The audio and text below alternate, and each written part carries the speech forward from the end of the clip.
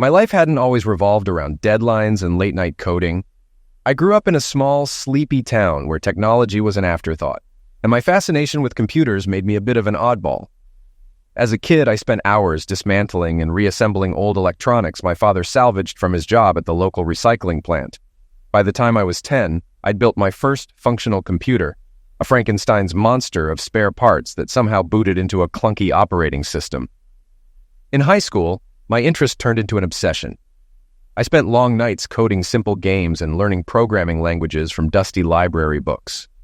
Despite my parents' initial reservations, they supported my passion, even when it meant spending money we didn't have on better equipment. Those years cemented my dream. I wanted to build software that could change lives. When I landed my first job at a small startup, I thought I'd made it. The work was demanding and the pay was modest, but the thrill of creating something from nothing was addictive. That's where I met Sophie. She was a graphic designer with an eye for detail and a smile that could light up the dreariest of days. We bonded over our shared ambition and quickly became inseparable. Our early years together were filled with hope and determination. We poured everything into our careers, supporting each other through long nights and early mornings. When our daughter Amelia was born, it felt like the culmination of all our efforts. I vowed to provide her with the stability I never had growing up. But ambition has a price.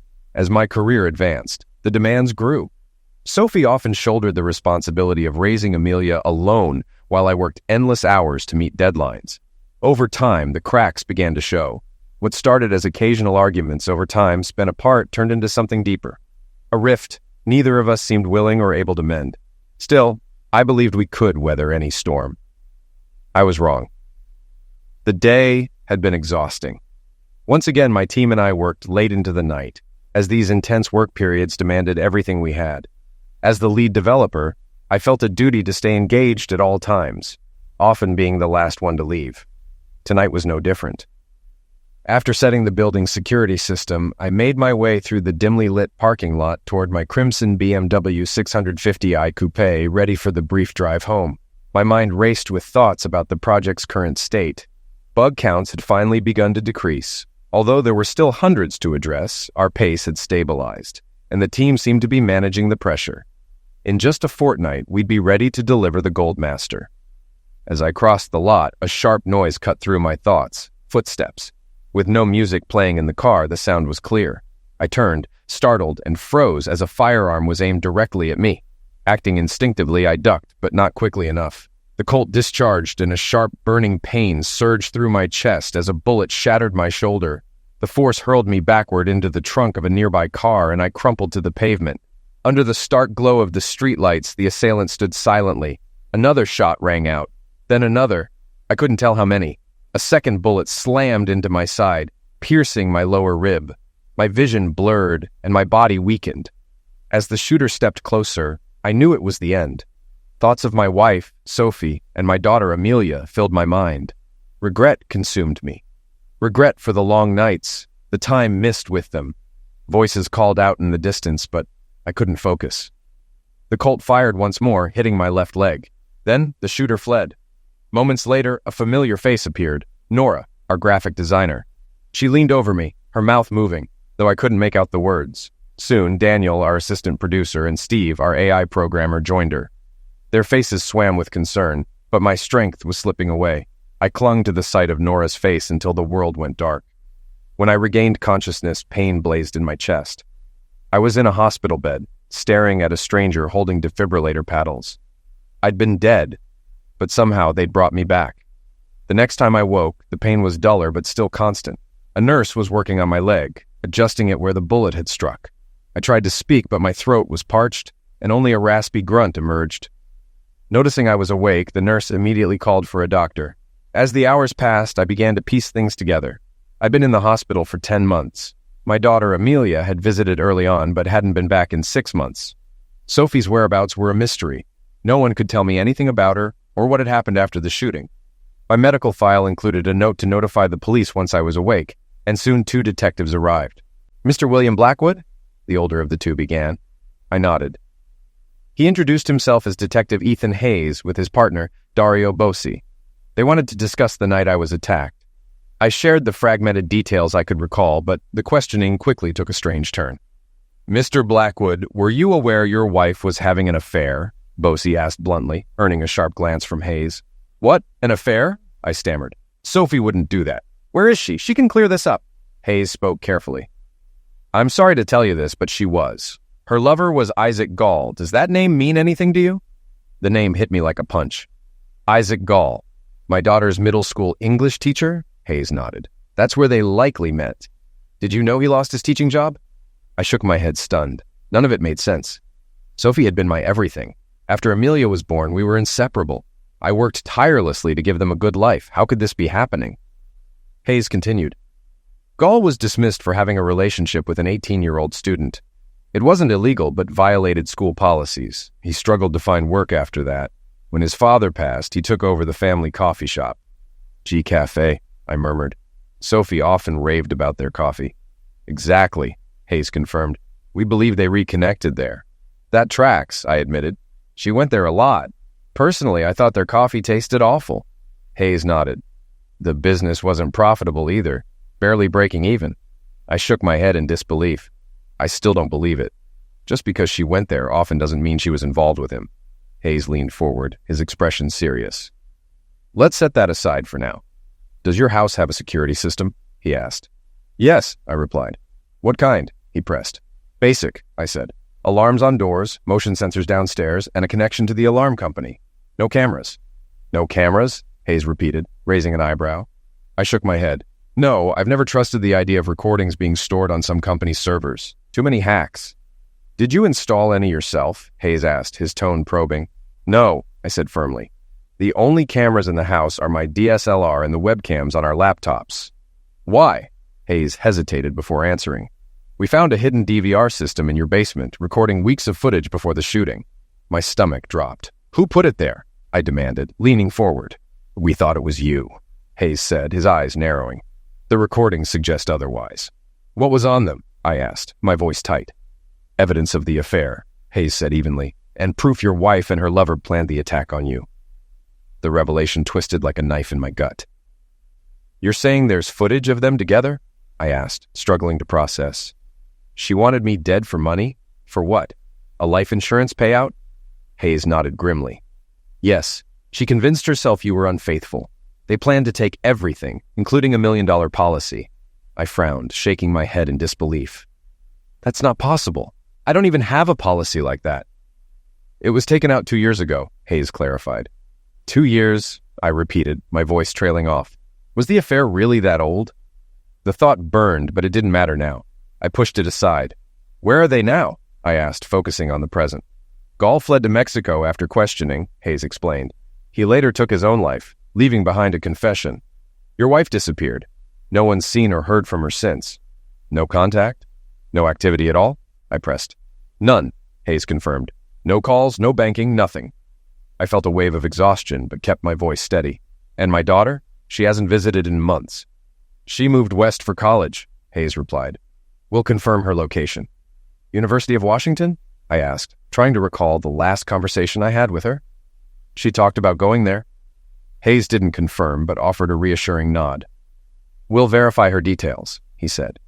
I sat back, exhaling slowly as the weight of the situation settled over me. "Looks like I've got 3 mysteries to solve," I muttered to myself. "3?" Hayes asked, tilting his head. "Where my wife is," I said, ticking the items off mentally. "Who installed those cameras? And what happened to Ryan Carter, my daughter's boyfriend?" Hayes smirked. "That last one's on you. We'll handle the rest." The next morning, I was transferred from the long-term care facility back to the hospital to begin rehabilitation. The nurses seemed cheerful. I got the impression that most patients there didn't leave under their own power. At the nurses' station in the new ward, I spotted my daughter, her face streaked with tears. Her expression shifted rapidly from shock to joy as she realized I was awake. Overcome with emotion, she rushed to my side, kissed my cheek, held my hand, and told me how relieved she was that I had survived. A nurse gently ushered her back to the station while they settled me into my room.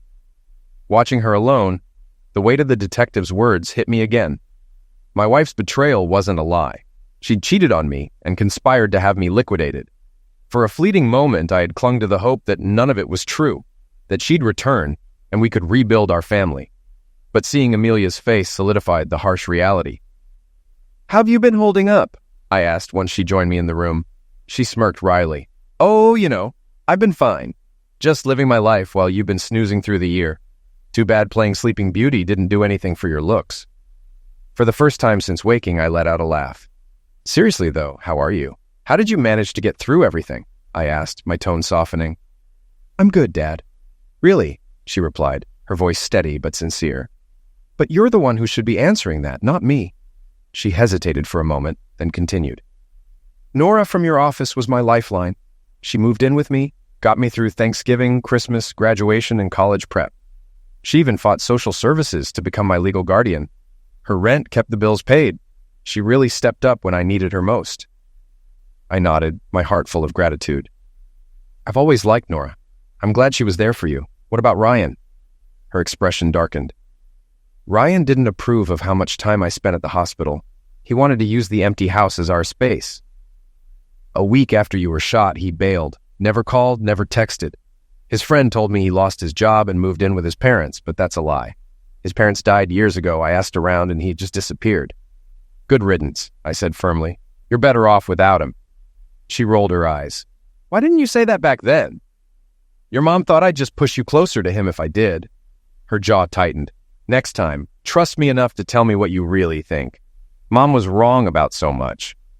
"I'll remember that," I promised. "Promise?" she pressed. "Promise," I said, smiling. "Good," she replied with a satisfied nod. "So anyone new in your life?" "Not yet," she admitted. "There's someone I'm interested in, but we'll see what happens when I get back to school." "What are you studying?" I asked. "Computer engineering, mostly hardware. I just built a digital scale with a pressure sensor and LEDs. It worked perfectly on the first try." I smiled proudly, but her mention of school tugged at memories of her mother's brilliance. My expression must have changed, because Amelia's brow furrowed. "What is it, Dad?" she asked softly. "Just some old memories." "About Mom?" she guessed, her voice laced with bitterness. I nodded. "She was brilliant, too. I think you get your smarts from her." Her eyes flashed with anger. "No, I don't. I get them from you. Mom's only good for rotting in hell." I flinched at her words but pressed on. "Amelia, what happened after I got shot? Is all this anger just from finding out what she did?" She folded her arms and looked away. "Her trying to eliminate you is enough, don't you think?" Her voice was sharp, but then it softened as she continued. "But yeah, she changed after the shooting. At first, she was devoted. She stayed at the hospital constantly. She sent me home to shower and change and barely left your side, but after a week, when you didn't wake up, she became different." Amelia's voice tightened as she recounted the events. "She started dressing up, skipping hospital visits. I'd come by after school and find out she hadn't been there all day." I listened in silence as she continued, her words carrying the weight of painful memories. When the police started asking questions, she got paranoid. She acted like someone was following her. She changed her routines, avoided talking to anyone. Then, one morning, she dropped me at school like usual, but when I got home, she wasn't there. I called the hospital, and they said she hadn't visited you. That's when I realized something was really wrong." Amelia paused, taking a deep breath before finishing. "That night, Nora called to check on me like she always did when she couldn't visit you. I told her Mom was missing, and she came over immediately. She even stayed the night. The next morning, we went to the police. They searched the house, and that's when everything unraveled." Amelia hesitated, looking at me carefully. "Dad, did you know there were cameras hidden in the basement?" "No," I said firmly. "I had no idea. I don't know who put them there, but I wish I did. Maybe they could have warned me about her affair, or what she was planning." She nodded slowly. "So you didn't install them?" "No," I said again. "Whoever did might have saved my life if they'd spoken up." "Did you know her lover?" she asked, her tone sharp with curiosity. I nodded reluctantly. "I did. He was my middle school teacher, but I hadn't seen him since I graduated." I hesitated before asking, "What happened after the police found the videos?" "They took the recordings," she said, her voice tightening, "but they wouldn't tell us what was on them. A detective told me to call if Mom contacted me, then just left. A social worker came by and said they'd notified child services since I was alone." She paused, taking a steadying breath. "That's when Nora stepped in. She told them I wasn't alone and moved in immediately. Your company helped her get a lawyer, and she fought to become my legal guardian until I turned 18. Her voice shifted, tinged with bitterness. But after that, they just left. No counseling, no follow-up. They completely dropped the ball. Her voice trembled with frustration. I could hear the pain beneath her words, not just at the system's failures, but at the deep sense of abandonment. Even though she understood I hadn't chosen to leave her, the wounds were still raw. "I'm so sorry, sweetheart," I said, tears brimming in my eyes. "If I could have been there for you, I would have." Her face softened and tears slid down her cheeks. "I know, Dad. I know you would have. Knowing you were fighting to survive kept me going. I couldn't give up because you didn't. And Nora, she made everything okay. She paid the bills, helped me finish school, picked out my college, and even came with me for orientation. I'm so grateful for her," I said. "Where is Nora now?" "She's at work," Amelia replied. "She stopped by this morning when she heard you were moved out of the care facility. She'll be back tonight. Oh, and she's still living at the house." "I'm glad," I said. "She's been incredible." "She made sure you were okay for me," Amelia added. "I wouldn't have gone to UW if she hadn't promised to check on you every week. You needed to follow your dreams," I said. "If UW was where you wanted to be, I'm glad you went. Your grandfather would be so proud. It was his alma mater. He always wanted me to go there, but life had other plans." Before she could say anything, a doctor arrived to check on me and approve my start in physical therapy.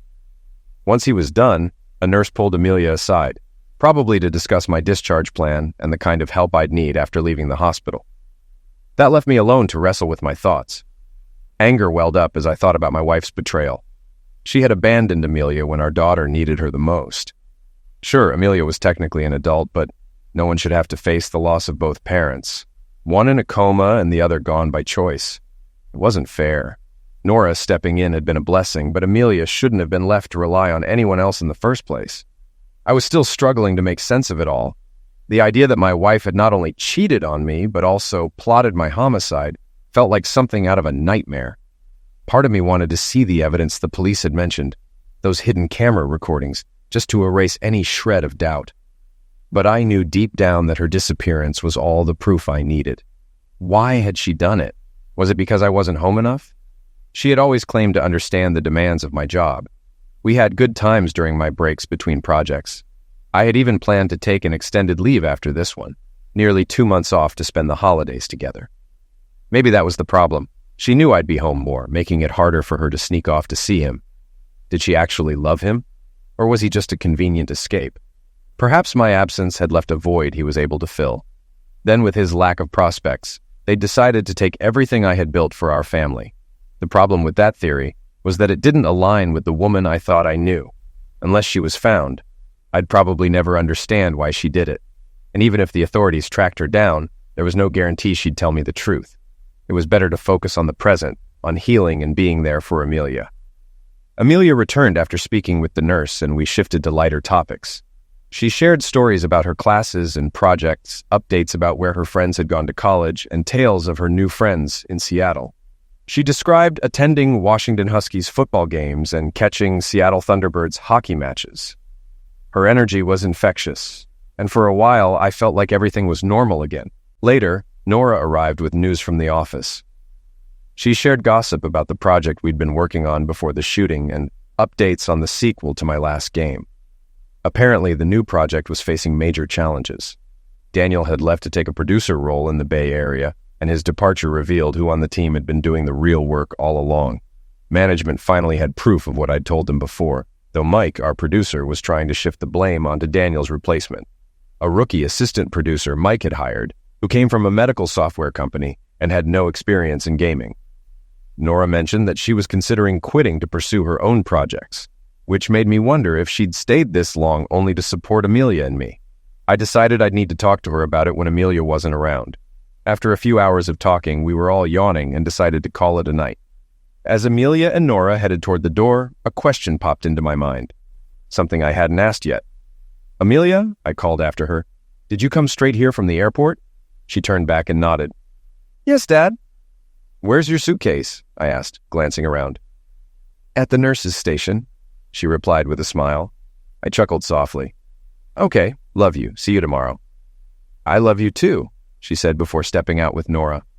Amelia smiled as she walked out, missing the quick kiss Nora blew me before following her. I didn't have time to react before she was gone. As it turned out, I had woken up at the perfect time for Amelia. It was just before her school's reading week, right before finals. She'd worked with one of her professors to arrange for her exams to be proctored at a nearby state university about an hour away.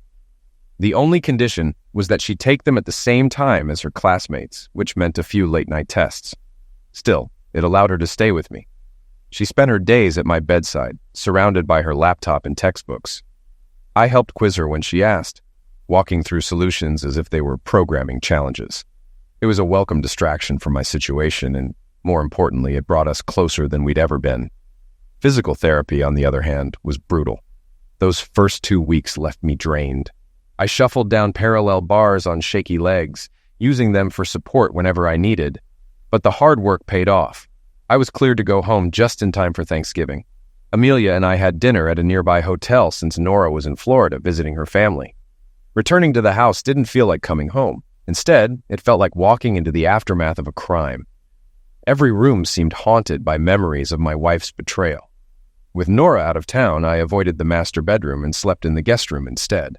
The faint trace of Nora's scent on the pillow was oddly comforting, a reminder of someone who had been there for us. But I knew I couldn't stay in this house. I needed a fresh start. A clean break from the memories, both good and bad, that lingered in those walls. The day after Thanksgiving, I called a real estate agent to start the process of selling the house.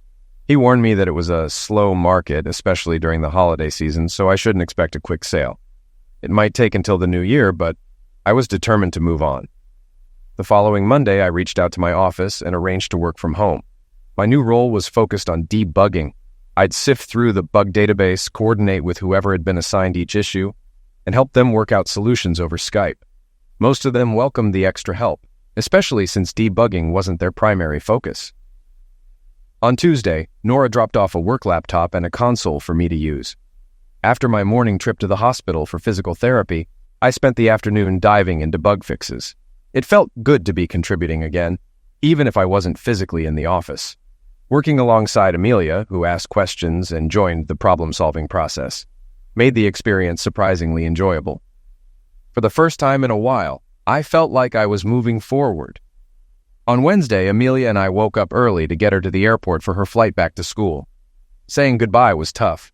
Tears flowed as we hugged, and it felt like I was losing her all over again.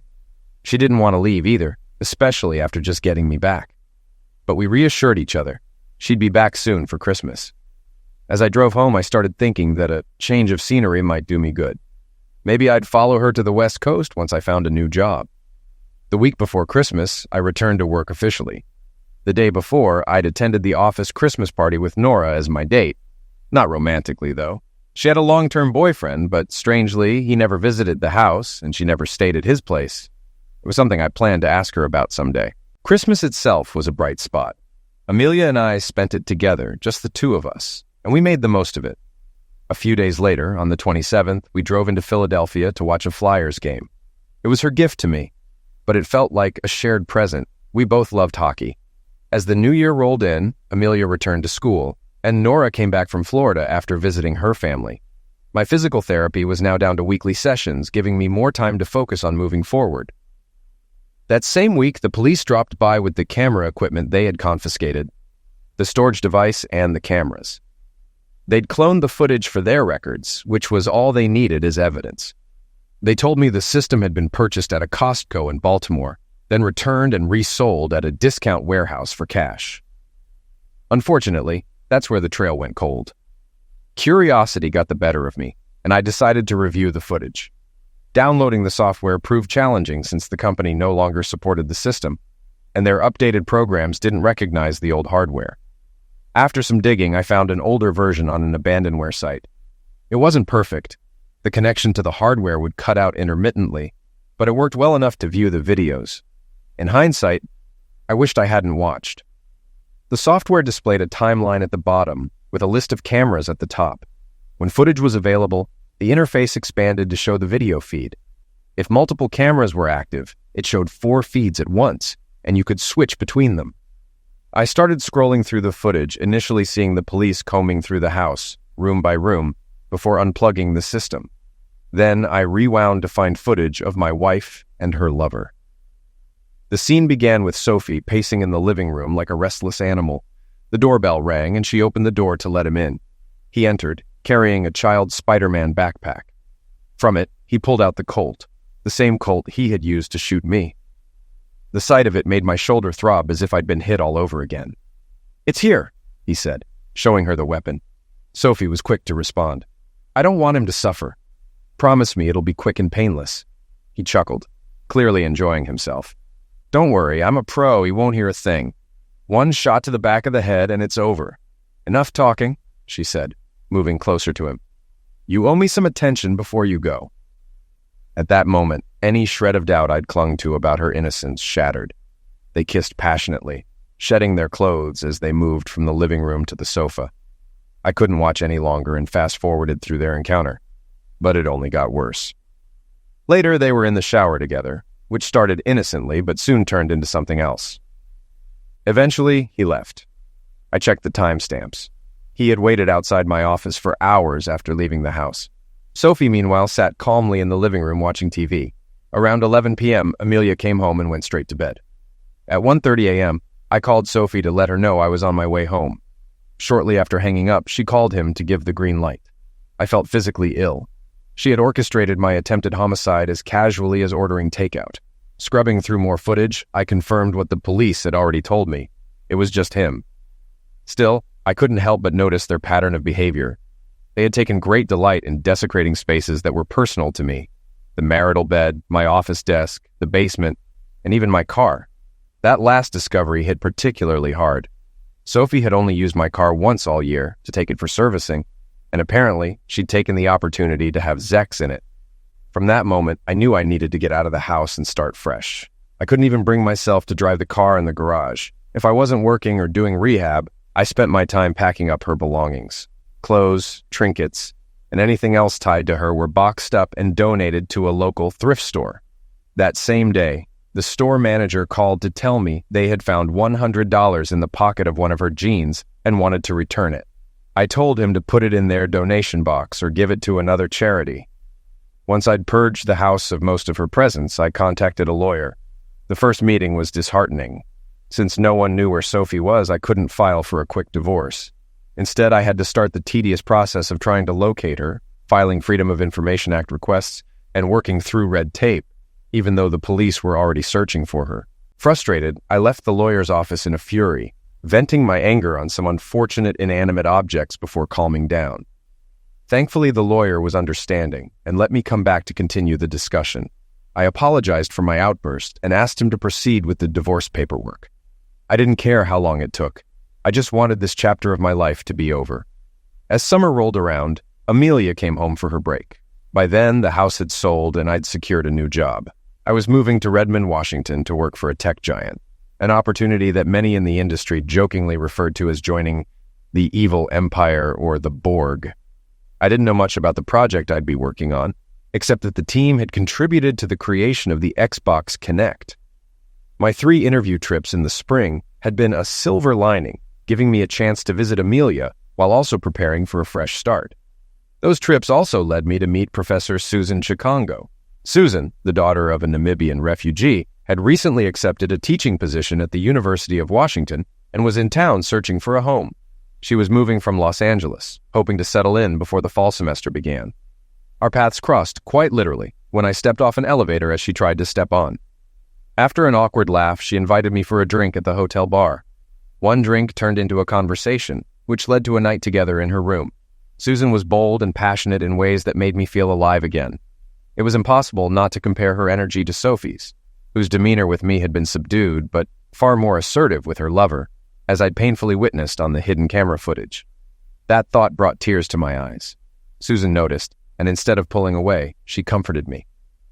When I opened up about my past, she listened without judgment.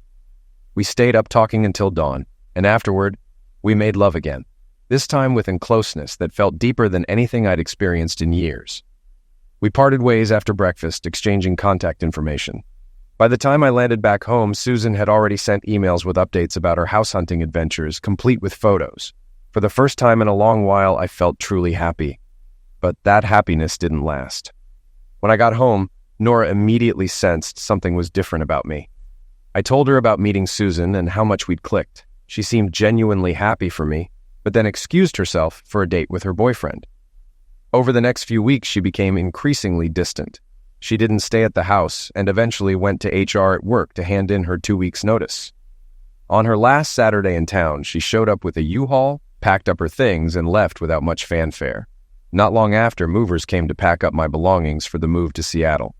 My last night in Pennsylvania was spent at a hotel near the airport. The company had arranged for temporary housing in Redmond, a small apartment near Marymore Park, while I got settled and decided where to live. Eventually, I found a 3-bedroom apartment in the area, and as fate would have it, Susan had bought a house nearby on the other side of the park. We started dating casually, meeting a few nights a week and playing in a Sunday morning pickup soccer game at the park. Susan was an incredible athlete, easily outmaneuvering most of the guys on the field. She had a mix of experience and speed that left even younger players struggling to keep up. But as time went on, it became clear our relationship wasn't built to last. One evening, Susan confronted me. "You're still holding on to someone else," she said. "I'm over my wife," I replied, though the words felt hollow even to me. The relationship ended in the weeks leading up to my first Christmas on the West Coast. Susan made sure the breakup was definitive. She arranged for me to catch her in bed with one of her students. It was her house, not mine. But I'd started to think of it as ours. Seeing her betrayal crushed me, and I decided I was done with relationships for the foreseeable future. I wanted to focus on my career, my daughter, and finding some new hobbies. Skiing became my outlet. On weekends, I drove to Stevens Pass to learn how to navigate the slopes. It was one of the few activities that distracted me from my job, which was turning out to be far less enjoyable than I'd hoped. At the tech giant, your dedication was measured by how long you stayed at your desk. The deadlines were relentless, and overtime wasn't just encouraged. It was expected. If you wanted to keep your job or move up, you practically had to live on campus. The excitement I'd once felt about the role quickly evaporated. Since the shooting 2 years earlier, I'd felt like my life had been moving around me while I stood stuck in place. People had tried to help, like Nora, but I hadn't been ready. Susan had nearly pulled me out of the pit, only to push me back in with her actions. In the new year, I finally bought a house in Kirkland, a 4-bedroom home with a converted garage that had once been used as an office for a failed startup. The backyard had a small garden and a pool, which I didn't think I'd use, but figured Amelia might enjoy when she visited. Settling into the house brought a sense of stability I hadn't felt in years. Once my movers delivered the rest of my belongings from storage, the space started to feel like my own. Still, unpacking boxes from the old house was bittersweet, and I braced myself for the memories that would inevitably surface as I tried to move forward. Sunday evening, after taking Saturday off to move into my new house, I returned home to find an unfamiliar blue Ford Focus parked in my driveway. My curiosity was piqued as I stepped out of my car. The driver's door of the Focus opened, and a pair of long, shapely legs, clad in black stockings, emerged. I froze, recognizing them instantly. I couldn't stop staring at those legs and the hem of a little black dress. My gaze stayed locked there, afraid to look up and meet the eyes of the woman they belonged to. Part of me worried about her reaction to my obvious admiration, and the physical response it stirred in me. A sharp cough, unmistakably male, snapped me out of my reverie. I looked up to see Daniel standing on the other side of the car, smirking. My eyes darted between him and Nora, who was now stepping out of the car, a radiant smile lighting up her face. My mind raced. Were they a couple now? The thought sent a pang through me. I should have been happy for my friends, but instead, I felt an unexpected sadness. "William, God, it's so good to see you," Daniel said as he pulled me into a tight hug. "You're looking great, up and moving around again." "It's good to see you too," I replied, though my eyes were still glued to Nora. "She missed you too, you know," Daniel whispered, leaning in conspiratorially. That broke my trance. I glanced at him and quietly asked, "Are you two together?" He chuckled. "I wish. Believe me, I've tried." "What are you boys whispering about?" Nora called out. "Nothing," we answered in unison, like guilty kids. Nora turned to me. "So, how's Susan?" "No idea. We broke up," I said. Her smile widened. "Good. She wasn't the right fit for you?" "Well, like my ex-wife, she cheated. At least this time I walked away without any extra holes in me." Nora stepped closer, her eyes sparkling. You just need to let a woman decide you're right for her, instead of the other way around. Is that so? Know any women who might think I'm worth it? I asked, half joking. Her response was anything but a joke. She moved in, wrapping her arms around me, and kissed me like her life depended on it. Time seemed to freeze as I lost myself in that kiss, until we were interrupted by a familiar voice. "It's about time!" Amelia shouted, grinning ear to ear.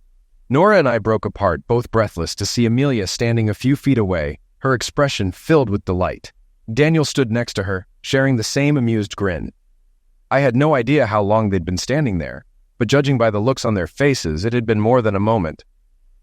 "What's with the dress?" I asked Nora, trying to steer the conversation back to something less embarrassing. She laughed. "My suitcase got rerouted to Chicago, and some kid threw up on my clothes during the flight. Thankfully, I had this dress in my carry-on. It's from an awards show I attended right before heading to the airport. The puked-on clothes are in a bag in the car. I'm debating whether to clean them or give them a proper burial." "Bring them in. I'll clean them for you," I offered. Her smile softened. "William, I need to tell you something before Daniel and I share our other news." "Go ahead," I said, sensing the seriousness in her tone. "I love you," she said, her eyes searching mine. "I've loved you since our first project together, but you were married. Amelia told me to confess after you woke up, but I couldn't. I was too scared. But now I can't wait any longer. I don't want to lose you." Hearing those words unlocked something in me. "I love you too," I admitted. The moment I said it, I knew it was true. It felt right, like the moment I first saw Amelia as a baby. After that, Daniel explained how he and Nora had reconnected at a gaming awards show in Chicago. He had been scouting for talent to build a new team, and Nora, frustrated with her job, was there to network. The two hit it off professionally, and when Amelia told them how miserable I was at work, they decided to pitch the idea of starting a company together. They'd flown in to share the news and invite me to join them. That's how Tribus Games was born. When I showed them the converted garage in my new house, it was immediately designated as our first office. Daniel and Nora agreed to move in temporarily. The house had 4 bedrooms, one for me, one for Amelia, and one each for them. "I hope you're not offering me a guest room," Nora teased. Confused, I looked at her. "Why not?" Amelia jumped in, saving me. "He just doesn't want to assume you'd want to share the master bedroom with him." Realization dawned, and I turned to Nora. "I'd love to share with you, if you think you can handle me." She laughed, playfully punched my arm, then leaned in to whisper in my ear. "Oh, I can handle you. The question is, can you handle me?" I swallowed hard. Everyone else laughed. Daniel left around 10 p.m. to catch a flight back to the Bay Area and begin the process of relocating. As we watched him drive off, I turned to Nora. "What about you? When's your flight?" She smiled mischievously. "I don't have one. I bought a one-way ticket." "What about your things?" I asked. "I'll have my parents send them here," she replied with a grin. When we returned to the house, Amelia had turned off the lights and gone to bed. "It's getting late," I said to Nora. "Bedtime?" "As long as you don't expect to get much sleep," she quipped. In the bedroom, she veered into the bathroom to shower while I tried to distract myself with a book. The title was fitting, Time Enough for Love, but I couldn't focus. My thoughts were on Nora, and for the first time in years, I felt like my life was falling into place. The sound of running water stopped, and moments later, the bathroom door creaked open. Nora stepped out, wrapped in a towel that hugged her curves. She was breathtaking, from her pale blue painted toes to her flowing strawberry blonde hair. My gaze lingered, drinking in the sight before me. My brain, still reeling, noted that her nails and towel were perfectly color-coordinated. Somehow, this small detail made her even more striking. I pinched myself to snap out of it and discreetly checked to ensure I wasn't openly drooling. Thankfully, I wasn't, but my dumbstruck expression gave me away. Nora smirked, her eyes twinkling with amusement before letting out a full, melodious laugh. "Go take a shower," she teased. "Maybe it'll help clear your head." I nodded mutely, climbing off the bed with all the grace of a baby giraffe. My heel caught on a book I didn't remember dropping, causing me to stumble. As I passed her on my way to the bathroom, her scent, my soap and shampoo, wrapped around me. The simple act of her using my things felt intimate, grounding me in the moment. On impulse, I leaned in and pressed a gentle kiss to her neck, pouring all the affection I could into that small gesture. She melted against the doorframe, releasing a soft groan as I whispered, "Looks like I'm not the only one overwhelmed now." Once in the bathroom, I dropped my clothes in the hamper atop hers, grinning at the thought of sharing even this mundane part of life with her. I was overwhelmed by her beauty, intelligence, and spirit.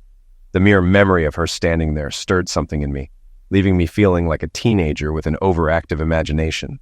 A cold shower became a necessity, shocking me back to reality. When I returned to the bedroom, towel-dried and refreshed, Nora greeted me with a kiss, warm and inviting. She took my hand and guided me to the bed, where she wrapped her arms around me and rested her head against my chest. We stood there quietly, savoring the closeness, the moment so pure and comforting that for the first time in years, I felt completely at home. More than that, I felt whole. This felt right in a way my past never had. We tumbled onto the bed, our kisses deepening as we explored each other, learning each curve and contour. It was intoxicating, the way she tasted, the way her skin felt, the sounds she made. I focused entirely on her, and in return, she gave herself fully to me. As the intensity of our connection grew, she let out a gasp of joy, her emotions spilling over. "I've never felt like this," she said, her voice trembling with wonder. "It's overwhelming, but in the best way." "You've opened my eyes to something new too," I told her, grinning. "This connection, it's unlike anything I've ever known." She laughed softly, pulling me closer. "Come here," she whispered, her words filled with warmth and affection. The night unfolded in a perfect rhythm of love and passion. Every touch, every kiss, every look conveyed emotions words couldn't express. The world outside seemed to fade until only we remained, caught in a timeless moment of shared closeness and trust. At the height of our connection, as we both reached a crescendo of shared intensity, Nora let out a triumphant cry that mirrored my own. It was a moment of pure harmony, leaving us breathless and exhilarated. She collapsed onto me afterward, accidentally bumping her forehead into my nose. We both burst into laughter, the sound blending with the quiet of the room.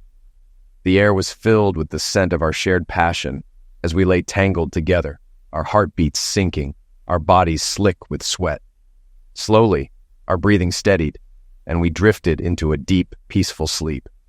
When I woke the next morning, Nora was still curled up against me, her face radiant with happiness. Her deep blue eyes sparkled with mischief as she teased, "Round two?" "As much as I'd love to," I replied, laughing. "I need to take care of something first." She giggled and slid off me, allowing me to get up and take care of business. When I returned, we made love again, this time slow, tender, and filled with quiet intensity. Afterward, we shared a shower, laughing and stealing kisses, before heading to the kitchen to join Amelia for breakfast. "He didn't eliminate you then?" Amelia teased as we sat down. "I almost called emergency at one point." In an exaggerated whisper, she asked Nora, "So, was it everything you hoped for?" Nora grinned, kissing Amelia on the cheek before leaning in to whisper something. Whatever it was, it made Amelia beam with delight, leaving me feeling smug and grateful all at once. The rest of the day was a whirlwind. Nora began clearing out the garage to prepare it for Tribus Games, the company she, Daniel, and I were building together. Meanwhile, I went to the office to hand in my resignation. HR escorted me to my desk to collect my personal belongings, a single photo of Amelia before walking me out. As I drove home, a weight lifted from my shoulders. For the first time in a long while, I felt a sense of freedom and purpose.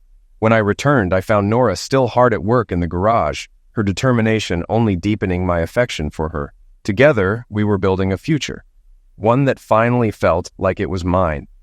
Later that week, the movers delivered the items I'd placed in storage. We arranged the furniture in the proper rooms and stacked the boxes in the spare bedroom, which had originally been intended for Nora, except for those labeled as Amelia's, which we took directly to her room. A couple of weekends later, Amelia approached me, holding one of her old laptops. "Dad, I can't access this computer anymore. Can you help me get into it?" she asked. "Why on earth would you want to?" I replied, turning away from the whiteboard Nora and I had been using. By whiteboard, I meant the entire garage wall, which we had covered with special wallpaper to make it writable. We'd been brainstorming ideas for our next game, and most of the wall was now filled with sketches, flowcharts, and notes. "I haven't used this laptop since before you got hurt. It might have something interesting on it," she explained. "All right, let's take a look," I said, moving to my desk. After rummaging through a drawer, I found a green USB drive. Plugging it into the laptop's port, We rebooted the system. When Windows started as usual, I shut it down and entered the BIOS settings, changing the boot order to prioritize the USB drive. Using the recovery software, I accessed the system. The laptop's first partition held the operating system, but the second was encrypted. I reset the admin password and restarted the computer. With the new password, we logged in. But as the desktop loaded, my stomach sank. I stared at the screen before turning to Amelia. Amelia, did you install a camera system in our old house? What? No! Why would you even ask that? She yelled, clearly offended. I pointed to an icon on the desktop. That's the software for the cameras, so I'll ask again. Did you install them, or do you know who might have? It wasn't me, she exclaimed. Then her expression darkened. Oh God, that idiot? Who? I pressed. Ryan Carter, she replied, her voice seething with anger. Why do you think it was him? Nora asked, stepping closer. I used to let him borrow that laptop to go online when he came over, Amelia admitted. I nodded grimly and launched the camera software. A dialog box popped up, requesting the encryption key for the second partition. I canceled it, and the program loaded, but the live interface showed no active feeds. Nothing here? Amelia asked, peering over my shoulder. This is just the live view. It can't find the server, I explained. Then I spotted something in the menu. Wait, there's a library. I clicked the option, and rows of thumbnails appeared, each with a timestamp. 5 thumbnails per row, 3 rows visible, and a scroll bar indicating many more. Amelia gasped as the first video preview showed her former teacher standing without clothes in my old bedroom. Beside him, seated on the bed, was Sophie, my ex-wife. The next thumbnail showed the pair in Amelia's bedroom. The third, back in the master bedroom, featured them again. The fourth video stopped me cold. It was Sophie and me. The fifth showed Sophie and the teacher role-playing in my office, complete with a schoolgirl uniform and pigtails. My stomach churned as I scrolled through the thumbnails. Most were of Sophie and her lover, but mixed in were a few of me and her. Further down, I saw footage of Sophie with Terry Mansfield, our next-door neighbor. Then came videos with Liam Bennett, a former co-worker who had been fired. Nora filled in the missing detail. He'd been let go after being caught in bed with his wife, Chloe, by the company owner. The final rows were the worst. The earliest videos featured Ryan with Amelia, but over time they transitioned to exclusively show him with Sophie. I slammed the laptop shut, ending the nauseating trip down memory lane. I'm calling the police, I said, already dialing Detective Ethan Hayes. His number hadn't changed, and though my wife's case had gone cold, he'd maintained interest in solving it. I explained what we'd found, and he promised to investigate. It took a month before I heard back. Mr. Blackwood, Detective Hayes began, we've located your wife. And Ryan Carter? I asked, gripping the phone tightly. He's facing a long list of charges, possibly a state record, Hayes replied after a brief pause. I glanced around the garage where Amelia, Nora, and Daniel had stopped working to listen. Amelia had recently joined our company through her university's co-op program. Does she want to see me? I asked, my voice colder than I intended. Mr. Blackwood, Hayes said cautiously. The district attorney isn't pursuing charges against her. What? I shouted. What kind of idiot drops charges against someone caught on video conspiring to homicide me? She's not well enough to stand trial, Hayes explained. The doctors say she may never be competent. I'd like to hope otherwise, but the reports are clear. In what way? I demanded. You'll need to see for yourself. It's difficult to describe, and I think it's best you prepare for the worst, Hayes said softly. After hanging up, I explained everything to Nora, Amelia, and Daniel. Both Nora and Amelia insisted we leave immediately. Daniel, ever supportive, assured us he'd keep the office running in our absence. A week later, we followed Detective Hayes' directions and arrived at the state hospital.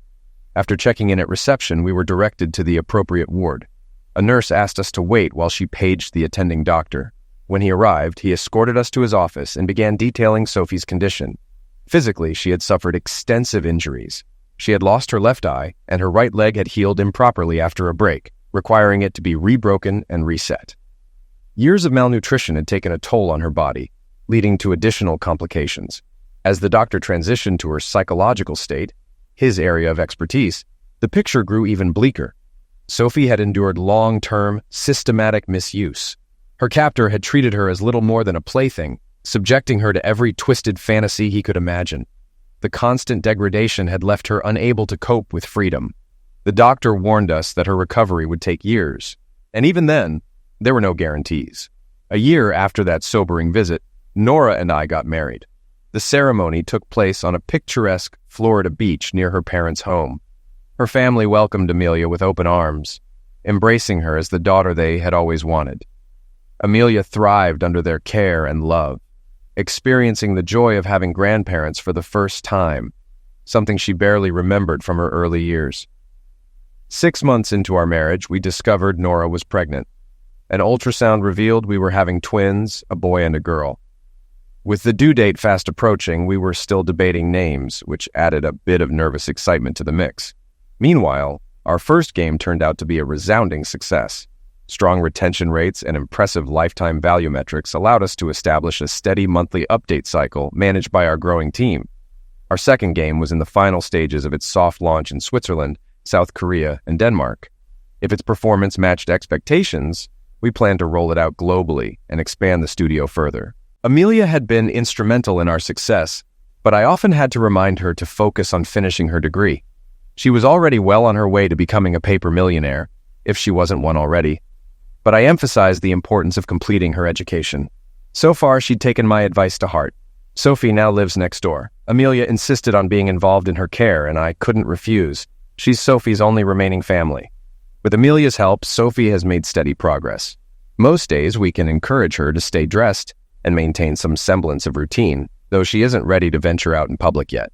We've partnered with the University of Washington to provide Sophie with ongoing treatment. In exchange, I teach a game development class at the university.